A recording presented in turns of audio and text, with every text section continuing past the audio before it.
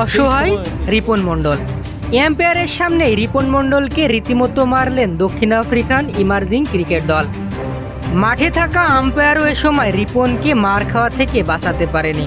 ক্রিকেটের এমনই জঘন্যতম ঘটনাটি ঘটেছে বাংলাদেশ ও সাউথ আফ্রিকার ইমার্জিং দলের ম্যাচ চলাকালে। সফরকারী দল হয়েও বাংলাদেশে এসে বাংলাদেশি প্লেয়ারকেই মারলেন দক্ষিণ আফ্রিকান ইমার্জিং দলের বোলার শেফো অ্যান্থনি। ক্রিকেট মাঠে স্লেজিং হবে, তর্ক বিতর্ক হবে, এটা স্বাভাবিক ব্যাপার। তবে সাউথ আফ্রিকান এই খেলোয়াড় যেটি করেছেন সেটি সত্যি জঘন্যতম একটি ঘটনা। মাঠে আম্পায়াররা না থাকলে হয়তো রিপন মণ্ডলকে রীতিমতো মার্ডার করে ছাড়তো সাউথ আফ্রিকান ইমার্জিং দল। তো দর্শক, আপনাদের মতে এই ক্রিকেটারের শাস্তি কতটা ভয়ঙ্কর হওয়া উচিত তা জানিয়ে দিন আমাদের কমেন্ট বক্সে।